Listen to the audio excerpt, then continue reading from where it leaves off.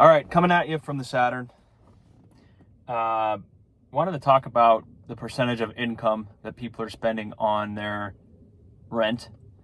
The rule is that it's supposed to be around 25 to 30%. No more than 30% of your gross income should be spent on your housing costs. So whether that's your rent or a mortgage that you're paying for, no more than 30% of that gross income should be spent on that cost. And I think during 2022 or so, they said that the average was like above 40%, which is obviously high. And the reason that's an issue is that when you're spending such a high percentage of your total pay on just somewhere to live, that leaves not a lot of other money left for anything else. I've said it in other videos, but everyone's got to pay to have a car or pay to transport themselves somehow. If you don't have a car, you're paying for the bus, you're paying for Uber or whatever to get around. You got to pay for clothes, you got to pay to eat, obviously. Food is a big expense.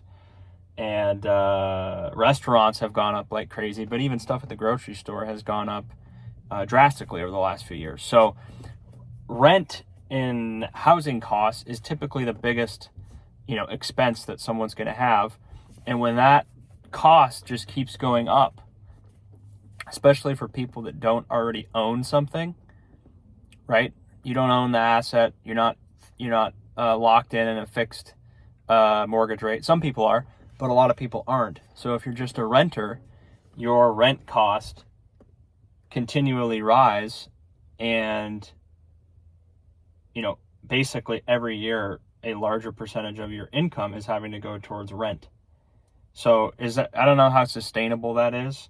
If you're not making a significant amount more each year on your income, then you can see how just a larger percentage of your money is going to go towards that rent expense, right? Because rent was probably 20, 30, 40% less expensive 4 or 5 years ago, right? Before COVID. So if you were paying $1,200 a month, now you're probably paying $1,600, $1,700, $1,800, $2,000. You might even be paying way over $2,000 for, some studios are even that much, some 1-bedrooms. So of course you can always rent with a roommate. And if you have a house, people can rent out rooms to their friends or to other people.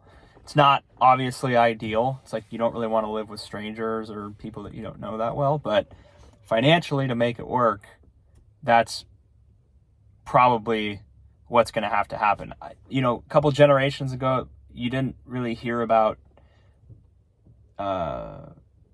like a couple having to rent out a room or 2 rooms. I guess it did happen, but you talk about like the 50s or 60s or 70s. I don't think like a family was renting out a room or 2 rooms to just some single person, right? Maybe it did happen, but I don't think they had to do that, right? Now if people want to get a house, I think people probably, if you save up the down payment, if you have a decent income, you could probably qualify for a house. The only issue is how stressful is that monthly mortgage payment going to be, right? If it's like 40% of your income, it's going to be pretty stressful. So that's when you have to start renting out rooms, or having a dual income with you and your spouse is going to help obviously reduce the burden of having like a $3,000 or $4,000 mortgage payment.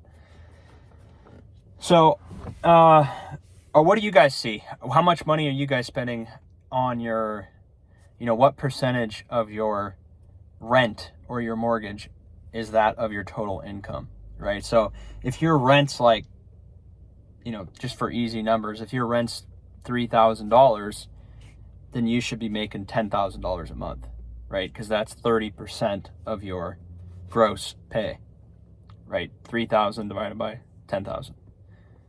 So if you're making 2,000, what is that? Like 7,000 is your income. And I think a lot of people have rent that is around $2,000, and I don't think necessarily a lot of people make like $85,000, $90,000 a year. A lot of people do, but I'd say the majority of people make probably less than that. and the rent is, coming up to 40, in some cases 50% of their income. And it just makes affordability harder, right? Homes are going to have to become more affordable. Interest rates are going to have to come down in some capacity.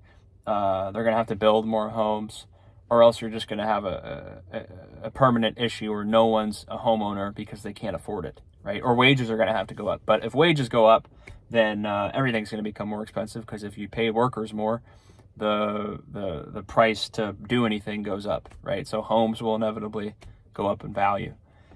So I think the answer is, there, in certain areas there's not enough homes, and there is way more demand than there are available homes. So, the solution is to build more homes.